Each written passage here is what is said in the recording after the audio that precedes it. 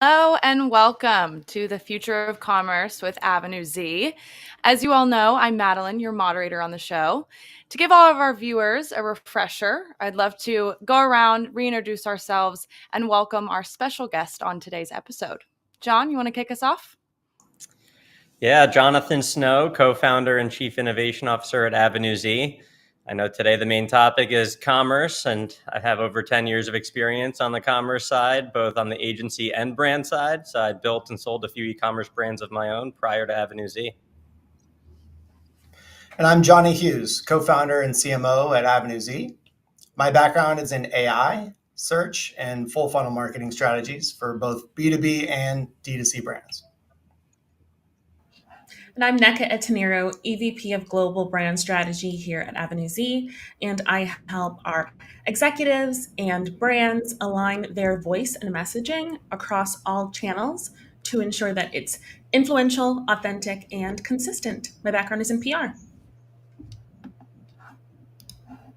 I guess I'll go last. I'm the special guest. Hi, Michelle Jort. I'm joining the Avenue Z team today. I am from Shopify. So I'm one of our senior partner solutions engineers, and I work with our agency partners like Avenue Z on all things technical. And I love having the opportunity as well to be merchant facing, as I spent years in solutions engineering for merchant facing roles as well. So I'm so happy to be here. Thank you for inviting me. Thank you for joining us. So, today we're talking about the future of commerce. And if you're anything like me, you do a lot of online shopping. So, to kick us off, I'd love to know what's the last thing that everybody has bought online? I can kick it off. I'm going on vacation next week to Europe, so bought some vacation clothes, summer type vibes. So I'll have a whole closet of new attire from Reese. I think they're on Shopify. Nice. I'll go next. So I've been getting heavily influenced by Instagram, and I'm doing a lot of my purchasing via social media, as I'm sure a lot of folks are, as we know. And I last purchased, and I'm really excited for it to arrive, this fragrance by a brand called Fern, and it's double F, so Fern. And their whole thing is that they only make these boutique limited quantities of fragrances, and they do it once every season. So there's a winter drop, a summer drop, spring, fall, etc. And you subscribe, they kind of make it exclusive, get off of a wait list, and when you're selected, you can purchase this one-time seasonal fragrance. And their ads on Instagram, by the way, they have like nothing to do with fragrance. The way that they hook you is that they're these really gorgeous, almost art house style ads where for the summer fragrance, there was this person like biking through the Italian countryside, walking through these orange groves, and the summer fragrance, of course, has these like blood orange notes, and was crafted out of Italy. And when I saw this in my in my feed, I kept getting these ads over and over in these different clips. And finally, I was like, okay, I've got to purchase this thing. It must smell divine. And now I'm waiting for it to arrive. A classic Instagram hook. Classic. Johnny, what did you last purchase? Okay, so it's not as glamorous as a fragrance, but I saw a TikTok ad. Actually, it was a TikTok shop ad, and it was a tumbler lid organizer for my cabinets, right? So basically, I have kids, and we have Yeti cups that have all the lids that never, stack well. And this like slides right up into your kitchen cabinet, and you can put all your lids right there easily on there. So I actually went to Amazon and searched it there and bought it off Amazon. So I didn't actually buy off TikTok, but that was the last thing I bought online. And what about you, Michelle? I'll go next. So this was kind of funny, sort of, but the last thing I bought was a Olivia Rodrigo Stanley Cup. So now that we're on Yetis, now we're moving to Stanley. The thing that was kind of funny about it is it was a really cleverly pulled off drop flash sale. So it had the counter. My daughter was the one that absolutely had to have this cup, and she was really nervous because it was a limited edition and you had to get on a waiting list. So in order to secure this cup, I did two things. Her sister her and me, all using my credit card, of course, all signed up independently for our code. But you had to put in your payment details. So they're authorizing, right, at the time of entry into the, whether or not you're going to make it. So one by one, we all got accepted. And of course, then the transaction occurred. So capturing of funds. So anyway, long story short, I now have I'm the proud owner of 3 purple giant Olivia Rodrigo Stanley Cups. And I had to tie a ribbon around mine. Someone had like one of those little things that goes on the bottom of it, like the coaster, built-in coaster, so that we can all tell them apart. But I mean, at least at the end of the day, we're drinking a lot of water because it's like 45 ounces or it's heavy. So it's a workout and a hydration device. And it's purple and beautiful. And Stanley is also on Shopify. So support all around. But yeah, it was like over $150, I think, maybe almost $200 just on that one ×3 cup. So it's great. Wow.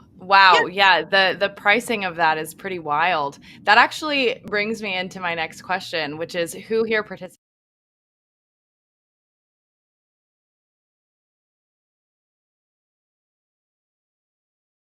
I don't want to go to the store. I hate shopping. I love online shopping. Mm-hmm. And I'm also a workaholic. So especially on really the whole weekend.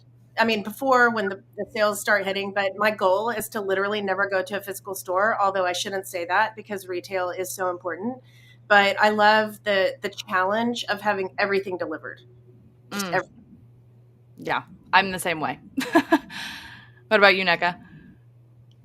Absolutely, 100%. I'm always planning ahead. What am I going to get? What am I going to buy? I'm researching articles in advance to see what lists have the best stuff that I want and plan out accordingly. So last Black Friday, I actually bought a bunch of my furniture for my apartment because at that time I had just moved in late September, early October. And I was very conscientious about waiting until Black Friday to get all of the stuff that I needed for the apartment. That's so smart. That is so smart. Yeah. I guess the guys don't do any shopping. Apparently not. Oh, I do. I do plenty of shopping.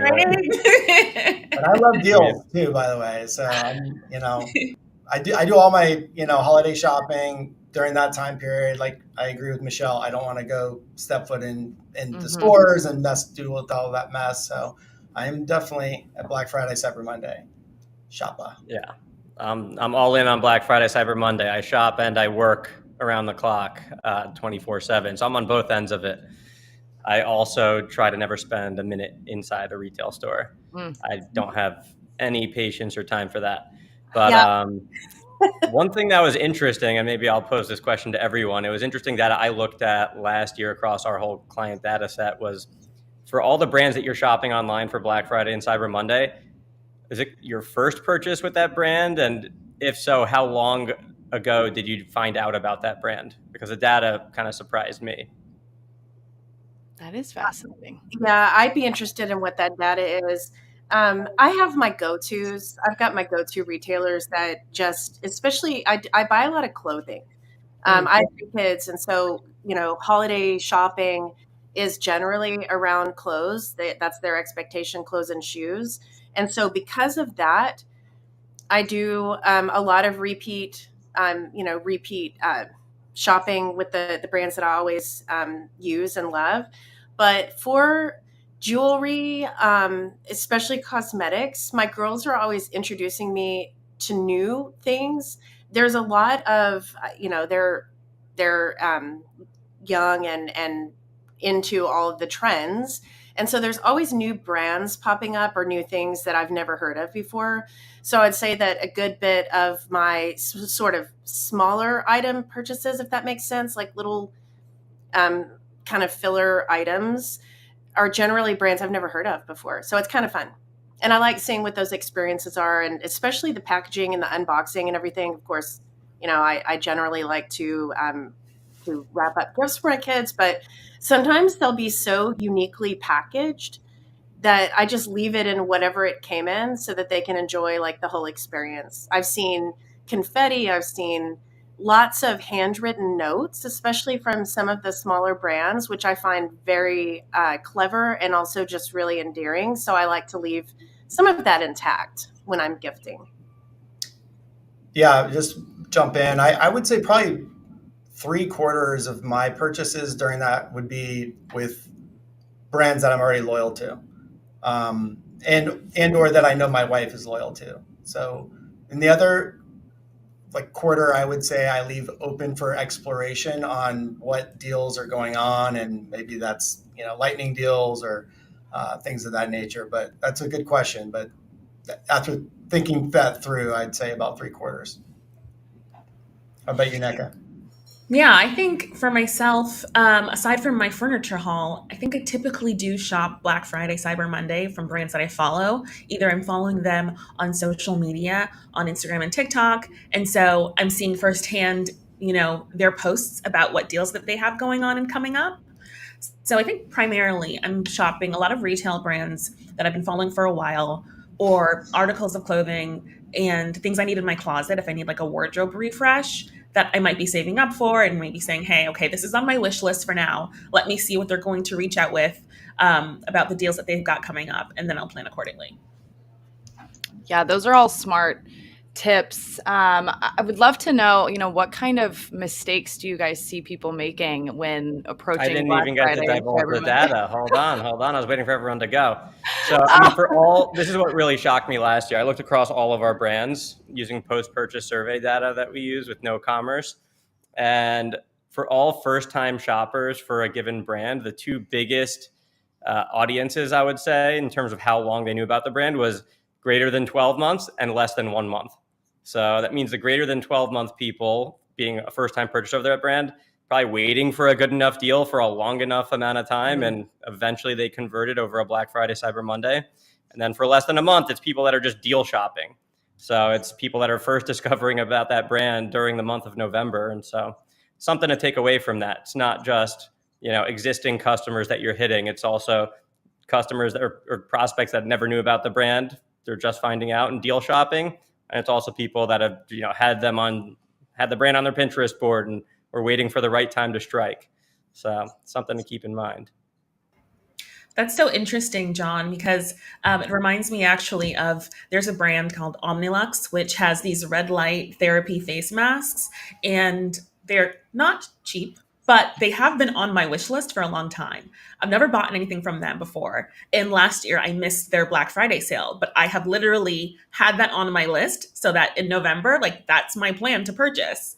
So it's really interesting to see that different type of audience, those groups, and how they're functioning. 100%. Yeah, absolutely. So that brings me to, now that we did get the data, apologies for the interruption there, John. I would love to know some Black Friday, Cyber Monday mistakes that our viewers and all of us should avoid when going into this year's shopping spree. Yeah, I mean, there's so many. I hope you have an hour. I could give a whole lecture on this. But I've seen everything. I've participated in over 10 Black Friday, Cyber Mondays already in my career. But the biggest ones, first of all, improper inventory forecasting. So brands selling themselves too short or being too conservative with their forecast and, running out of stock literally in November or December. So you need to have that buttoned up. That's the worst thing that can destroy your whole Q4. After that, it's really when it comes down to paid acquisition. So creative strategy. Everyone during this time, it's totally different user behavior. This is deal shopping. So you're competing with every other brand on the internet to get the attention of the same consumers to buy their stuff right now. So from the creative perspective, half-second rule is what I call it. The consumer needs to know what the deal is within half a second of viewing that video or that image creative that you have in your ads. If it's not clear, they're not going to read between the lines. They're scrolling through their feeds. They're busy Black Friday, Cyber Monday weekend, and they're just deal shopping. So it's not clear. They're not going to go to your website or take a minute to go look at your creative and read between the lines. It needs to hit them right in the face. So it's the half-second rule. Same thing goes for email creative. Then the sale needs to be apparent on the website. So we'll go back to the paid acquisition. So Facebook ads. Say you're running Facebook ads, and in your ad it says, 25% off, using such and such coupon, or 25% off added to cart. When someone clicks through that ad and they get on, let's say, a landing page exclusive to Black Friday shoppers, or let's say they get to a product page, I can't tell you how many times brands only have the offer on the homepage. So they're getting sent right to the product page. It has no verbiage around the sale that they just saw a whole thing about in the ads. That was the reason why they clicked. They're not going to go to the homepage, start fishing around for that code. They're not going to go back to Facebook to go find that discount code. And then also, let's say a brand does make it clear on the website, on the product page. Let's say the landing page, they land on a product page, and it does say, 25% off flash sale. But if it doesn't say if that discount code that they would need to apply in the cart right there, and let's say they get to the cart and there's nowhere for them to apply that discount code, then when they get to checkout, if that verbiage right there, that discount code is not clear in checkout, you have to custom code your checkout to say, like, use discount code 25 off to get 25% off. They're going to forget it. They're going to bounce. You lost a sale. I can't tell you how many times that this happens. Actually, probably easily greater than 50% of brands fail at this exact thing that I'm saying. And if it's a manual code, be clear about that. If it's auto applied in the cart when you add something to cart, that verbiage needs to be there on that product page. Custom code it right under that product title. 25% off automatically applied once you add to cart, so that people are like, oh, okay, now I see the discount code applied. So you have to be critically clear about that, the copy throughout the funnel, throughout the user journey. Go through it yourself. After that, I would say probably urgency. So once again, like, not being clear when the sale ends. So if this is a Black Friday sale and it expires at midnight, but you don't write that with have like a countdown timer on the product page or a sticky banner on the website, people are going to think that they have, until Monday to convert. And guess what? Monday comes around and they got distracted by 20 other brands. They never came back to purchase. So if they see a countdown timer, they know that they have to act now. So urgency is a big one. Let me think. Do I have anything else? I would say another thing is agility. So being able to pivot quickly. If you see that your Black Friday is not pacing as it did in years prior, or you're way off your goals, you need to pivot the offer. So have a backup offer. Let's just say your Black Friday deal was 40% off, didn't really hit. Now you have Saturday, you should be pivoting. You shouldn't just hope that it's going to get better the next day or the following day. Have backup offers that you can run, and have customized offers for different parts of your audience. So email marketing, SMS is huge. You can segment your audiences based on, people that are engaged subscribers but have never purchased. You have your VIP people that have purchased 5+ times, from your store. You can have different offers to different people. If someone is opening all your emails and they still have never purchased from the brand, probably means that they're priced out and this is like an aspirational deal or an aspirational brand for them. So give them a better deal that's only going to their email inbox, and have that email that they get auto apply a certain discount code that's hidden on the website. No one else can use it. It's only auto applied by clicking through that email. 100 different ways that you can splice and dice this stuff, but you need to think about it really granularly and have a plan going into Black Friday, Cyber Monday. If you don't have that plan, you don't have a forecast, then you're never going to be able to pivot. That was a lot, but I could keep going if we have time now. No, that was good. And you kind of made me think of some things too, John. But I would say that probably from our perspective at Shopify, one of the biggest mistakes that we see brands do is not getting started now on SEO. Because as you know, SEO can take, 3 to 6 months to really materialize. So you need to start publishing SEO content now.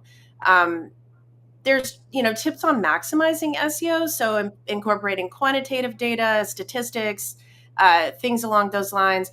Another thing is relevant quotes from credible sources. So this would help, enhance the authority and relevance of the content, which is, driving up the SEO value. Readability is huge. Like John mentioned, the half-second rule, simplifying complex sentences in your content using active voice. This is where AI can come in really handy. So one of the things that we released at Shopify just recently was our Shopify Magic and Sidekick. So for anyone on Shopify, if you're going to be launching lots of new products, collections, promos, etc., before BFCM, one of the things that we're helping hopefully ease the burden on your merchandising teams is using Sidekick to automatically generate, new product descriptions for one. So if you're not feeling creative, use the Sidekick, just share a few keywords, and then Shopify Magic's going to be filling in the rest. And then it does learn and grow with you as artificial intelligence does. It recognizes the tone that your brand already uses in all of your other content. And we've heard some of our clients have said that it was a huge game changer just from a time saving perspective to help get that content produced. But I would say getting started on SEO right now is going to be a something that you need to do. If you don't, it's a big mistake. Johnny, any ideas of things that are terrible mistakes? Sure, plenty. There's many common mistakes we see brands make during Black Friday and Cyber Monday. One big thing would be the friction between the ad to site offer experience. So if I see an ad for a promotion and that isn't consistently being translated on the landing page or the product page, like John mentioned, that inconsistency can add friction in the process because we don't want to make them hunt. They have a million other things that they're scanning through and competing with their attention around. And we definitely don't want them to feel like they have to leave to go find a coupon code. 32% of online shoppers will leave a retail website to look for a discount code. And if we are running a promotion during Black Friday, Cyber Monday, we need that to be clear, letting them know how to apply that code and keeping that, top of mind. In fact, we actually, for a rental car company, we have a case study where we implemented a discount code where you would enter that in. This isn't actually during Black Friday, Cyber Monday, but year round. We added a little see available coupon codes link that would just open up, some of the general ones that they had available. And just by implementing that increased revenue by over $1 million per month, just with eliminating people that were leaving and bouncing on those pages. Because, at the end of the day, we want to eliminate as much friction as possible to make that experience easy for people to check out. And lastly, I agree about the insufficient stock management. Actually, this is a Shopify stat, but 80% of people are less likely to buy from a brand ever again if one of their products they were looking for was unavailable. Just how damaging that can be, right? And so by mismanaging how you're planning your promotions and your inventory, that could lead to lost sales, but also lost damage reputation. So something to definitely keep in mind for brands during that time period. How about you, Nneka? Yeah, wow. I think there's quite a few mistakes people make, and all of you have offered so many good insights already. To your point, Johnny, about the different reputational hits that can occur when you don't have inventory, or, John, when there's an issue with your checkout code and happening, that stuff does directly impact long-term reputation. I don't know if any of you remember, there was a few years ago, I think it was, when I want to say one of the streamers, I think it was Hulu, had some sort of 99 cents promo going on, and a bunch of people all tried to purchase it, but then they were having issues. It glitched out. They couldn't do it. Folks took to Twitter. They were fuming. And it ended up actually kind of becoming a bit of a moment for the brand. And so it's so important to have your PR strategy also really aligned with all of the other digital channels and the efforts that are going on behind the scenes, and your social team. Making sure that you have a game plan and a point person as well to kind of front run any crisis if something does somehow blow into a reputational issue. And then some other things that folks maybe don't think of. Michelle mentioned acting really fast when it comes to having your social and your SEO team ready. The same thing applies for having your PR team. If you don't already have a public relations strategy, a media strategy for Black Friday, Cyber Monday as a brand, it's already, it's August, you're already kind of too late. You really have to start pulling those levers now. It's no surprise to, I think, anybody that the holiday season is a highly competitive time for pitching stories, pitching news.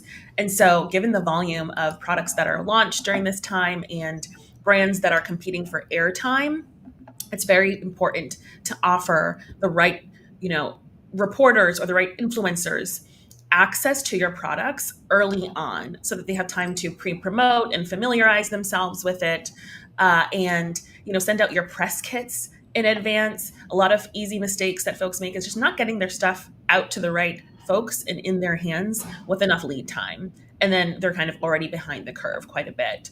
But get folks familiarized with your products so that they can then evangelize your stuff. And if you don't do that, you're missing out on key reputational opportunities. Yeah, those are all great insights. Thank you all for sharing those. On the flip side of that coin, is there any top tips or tricks that our viewers should know about? The main there's a lot of tips and tricks, but I mean the main thing is just preparing now, being ahead of the curve. You cannot wait until October to plan your November. If you haven't even started planning your Black Friday deals and inventory levels now, like you're already behind, so you got to get to it. You need to set new performance goals. Keep in mind, like when you are discounting retail price on your website, your margins change. So you have to recalculate your blended CAC or your blended return on ad spend to account for that margin shrinkage. So if you forget to I can't tell you how many brands have had miserable Q4s that I've heard stories of that come into us the next year. We hear about what happened the last year on Black Friday. They forgot to change their return on ad spend goals. They thought their revenue was great, but they lost money. They had no profit because they forgot to change their, target ROAS of 2 to a 1 point or a 2.5, right? So you have to keep that in mind, recalculate everything. Scaling is great, but you need to do it smart. So profit is always better than revenue. Think about that as a brand. Everyone gets, like these big revenue goals, and that's not what's most important. You should have a bigger profit goal. So if it means that you have, a 10% increase in revenue, but a 50% increase in profit one year, that's a great situation, in my opinion. Better than the flip side. Outside of that, I would say another thing that you have to keep in mind, and you need to get on this right now, is alerting your credit card providers that you're going to have an increase in expenses during those key months. Not just credit card providers, because you're going to have an increase in ad spend and all that kind of stuff, but every ad account, especially Facebook. So there's a daily spend cap. Not many brands know about this until they hit it, meaning like Facebook sets a limit how much you can spend each day on their ad account, on your ad account. If you don't request that increase at least a month in advance, and I would recommend increasing that daily spend cap by at least 10x of what it currently is. Remember, you don't have to spend all of it, but it's good to have that possibility if you see a good scaling opportunity. And typically when you submit these requests, sometimes it takes a week to get them approved. I've seen brands come into Black Friday, they hit their daily spend cap, and a week later, Facebook is finally like, oh, we approved your spend cap increase. And well, they just lost the whole window to actually spend the money. So that's a critical failure that I see happen way too often. It happens every year to big brands, like brands you won't even think of would have these issues. Outside of that, you got to make sure the inventory levels, create your Black Friday, Cyber Monday as like your website is a different theme. You should not be updating any website live. That's just a recipe for disaster. So have your whole theme, Black Friday, Cyber Monday, scheduled, have it built out ahead of time, and then it goes live immediately once your sale goes live. So you're not scrambling at midnight the morning of Black Friday. Yeah. One of the things that Shopify is talking about a lot is the whole concept of hyper personalization. And it's so funny. I was at dinner with friends the other day, and no, we don't always just sit around and talk about commerce, but it does come up a lot.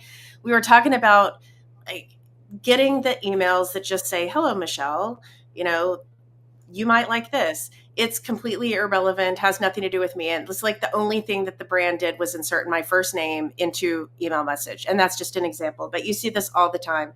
So what's important to do now is think about all the different data sources that you have access to, where all the different surfaces, the channels, tie all that together and try to come up. And John had some great ideas too around marketing to specific groups, really specific audiences.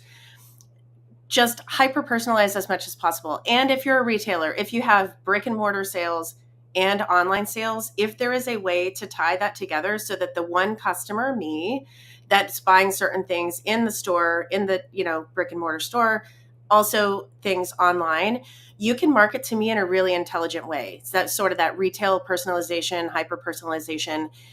Shopify also has the audiences, which, if you're not familiar with that, essentially it's a collective, it's an opt-in collective consortium of data that is totally anonymized. So not sharing any sort of specific data between Shopify clients and another Shopify client, but everyone benefits. So it can serve up to your channels high intent buyers. So for example, if I, as a consumer, just bought a tennis racket, perhaps there is another Shopify brand that sells tennis apparel and could serve me ads around tennis apparel, knowing that I bought a tennis racket. It's kind of a silly example, but just to show like the value of serving ads, making the most of your media buys by putting that media and content in front of high intent buyers. And then it's also, another benefit is lowered cost of customer acquisition,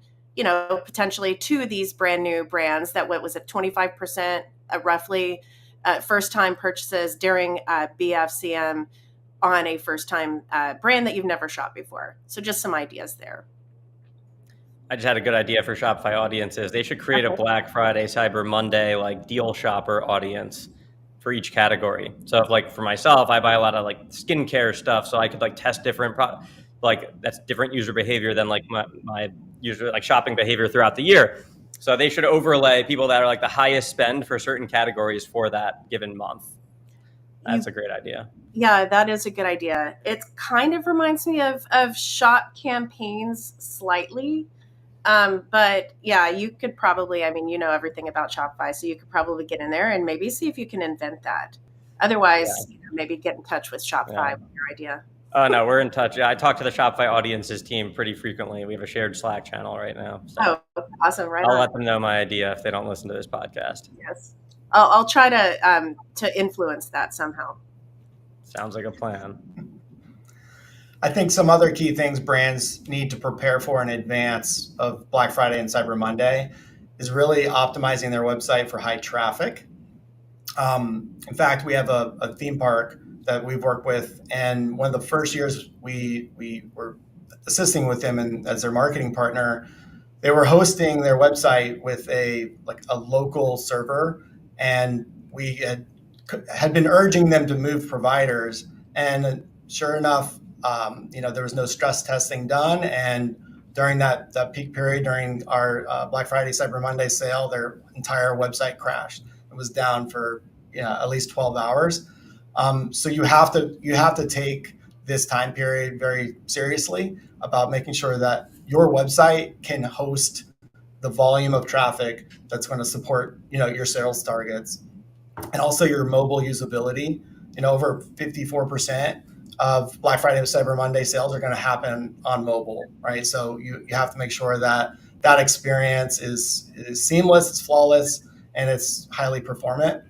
And lastly, I'd say preparing your customer support, so expect more questions, more volume, make sure they understand what the promotions are, so that they can, really be there for your audience and your customers. Just because we really want to make sure that brand is holistically presenting itself, aligned around that promotion and around serving the customers the best they can. Yeah, I'm a brutal consumer, and I would say that you have collectively brought up just about every pain point that I've had as a buyer online. There is nothing more frustrating than not being able to get a hold of customer service. Yeah. That I think it's a brand tarnisher, in my opinion. Absolutely. And especially the ones where you have to fill out a form and then they get back to you later. That doesn't do it. You got to have that real time live chat experience. So. Yeah. NECA, do you have anything else to add on this topic? And the one thing I'll say is just goes back to, the main tip of making sure that your PR strategy is in line with your digital SEO and other efforts across all of your platforms. For example, last Black Friday, we had one of our clients at the time, Price.com, which is an all-in-one savings platform, partner with Tim Tebow and Demi Tebow to showcase to shoppers how they could save money while checking off their holiday shopping lists and still giving back to over 200,000 vetted charities. Price offers cash back exclusive coupon codes. And so when we're talking about, getting the coupon codes and facilitating user shopping experiences, getting creative with opportunities like that, opportunities to get folks excited about shopping, and also playing into, your audience. If you have an audience of users who are really thoughtful about giving back and they want to know, where some of their money is going, they want to know that it's going to something positive. There are ways to be really thoughtful about your communication strategies so that it is amplifying and pushing forward your commerce efforts. We ended up getting that spot on Fox and Friends and the Good Morning America show as well to talk about those efforts. So it's really a good example of the ways PR and digital work together to create that influence across all of your different channels. Very cool. That's very cool. So the other, we've talked about Black Friday. We've talked about Cyber Monday. I think all of our viewers are well equipped now this year to get the best of their shopping experience. What other things do we see shaking up commerce at the end of Q4 and into next year, kind of as we're thinking about the future of commerce and content? The main thing shaking up commerce right now is just being present everywhere. So it's not just, your website and, there's multiple different sales channels. There's social commerce now. So you have Instagram shop, Facebook shop, TikTok shop, YouTube shopping, Amazon, retail, other marketplaces. There's affiliate, so there's a lot of places, different places that your consumers are potentially hanging out. You need to figure out how to be present at all those places. So if you're not present, Johnny just had the example. He saw something on TikTok shop and then he Googled it or put it on Amazon and then found a different brand. Well, if that brand was on Amazon, they might have converted that customer, but they just built awareness and the competitor stole the conversion because they weren't omnipresent. So have that omni-channel approach. It's really difficult for brands, especially like 7- and 8-figure brands, to have, the manpower to kind of straddle all these different channels. And that's really difficult to manage. So that just highlights the importance of surrounding yourself with experts, getting agency support when needed, and having a plan to efficiently be present everywhere. Yeah, and this is kind of a tip as well, but everyone's mentioned sales channels. You should double down on those now, but more important, what to double down, right, is understand your analytics and your reporting. And if you have new folks on your teams that weren't around last year, potentially for BFCM, it's a good time now before the big rush to have them understand your analytics tools now. So I think, John, you had mentioned something about being able to, fail fast and pivot. This is where that reporting, it's so critical to kind of understand those trends, see what's happening, but understand your reporting tools is like, big number one for right now. My daughter the other day was wearing this beautiful necklace, and I asked her, she had showed me a handmade bracelet that she made, but then I said, "Did you make the necklace?" She goes, "No, it's Pura Vida." Well, Pura Vida's on Shopify. One of the things that they did, I thought this was a really interesting case study that I read a couple months ago. They figured out that their abandoned cart conversion was completely different using on Facebook for their Facebook channel than it was for their email channel.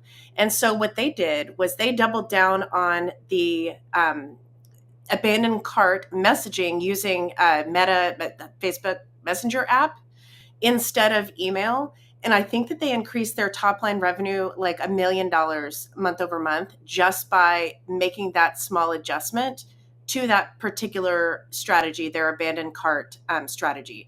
So this is ways, that's just proven fact. Like, look at the data, look at the reporting, see where there's these little nuggets, and then go ahead and mash the gas on those can make, substantial revenue changes especially during peak. So true. So true. I think something that's shaking up commerce in the coming years, clearly, like John just mentioned with social commerce, that is the way of the world. And recently, Amazon announced a partnership with TikTok and Pinterest, where they're letting people buy those products from Amazon without leaving those social platforms, which is huge, because I think still some shoppers are a little wary of TikTok Shop, and this gives them that sense of confidence that they have. And the reality is Amazon shoppers aren't just hanging out on Amazon, so this gives them an opportunity to take advantage of the fact that people are spending on average 95 minutes a day on TikTok. And that was a study from July 2024. This is where people, each and every one of us, are spending our days. And so if we can be able to bring that, the products and the commerce to that channel to expand that reach and that awareness, it's just a huge lift altogether. And brands just have to understand to utilize things like TikTok SEO as a part of their whole holistic search strategy. People are using TikTok like a search engine, and it's just a shift in behavior on how people are seeking and finding key information relevant to products and services. So your SEO has to expand beyond keywords, right? So we have trending sounds, we have visuals, we have UGC content, and it really has a cross-platform influence, because those TikTok videos, they're getting ranked in Google, they're getting ranked in YouTube, right? So to your point, John, about multi-channel, this is a key area where we can demonstrate how by approaching this can really influence purchasing decisions. And that's a big area that I see evolving in the coming months and years. Yeah, I also would add one thing on that. And Johnny, you also just touched on it when you mentioned UGC. I think one of the things that'll be shaking up, commerce and content in the coming years is really going to be the synergies between UGC, that user-generated content, and PR efforts and brand strategy and brand voice. So as these different content creators are speaking up sort of as brand evangelists on behalf of different companies, it's going to be really important that a brand's influence and authenticity is still coming through, even when it's coming via an influencer or a content creator, an independent content creator. A lot of folks' first touch point, to your point, Johnny and John and Michelle, is when they're searching on TikTok and looking for something about a product or about a brand, oftentimes it may not be obviously the brand itself who they come across, but a third-party content creator who is talking about the brand or on behalf of the brand.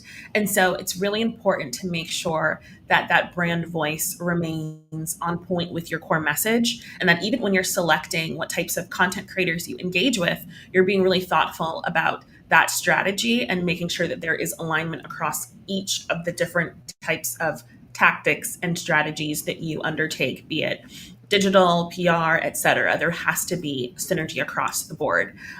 Funny thing, I'm sure probably a lot of you have seen it, but the latest trend about demure on TikTok, so demure, so mindful. There's this user who had gone viral talking about being demure and mindful and making suggestions for all the ladies about how they should be dressing for work. And all of these different content creators and brands have gone and run with it. Patrick Ta, the makeup brand, and others have been making lots of different TikToks and Instagram reels about that and using that to promote their products. And content creators are also using that audio and that current trend to talk about different products and brands at the moment. So all of that, it can be fun, it can be cheeky. And at the end of the day, are you able to use these moments across your different strategies to maintain authenticity and to connect with your different audiences? That's going to be really crucial. I also think a lot about different hair care products that are coming on market.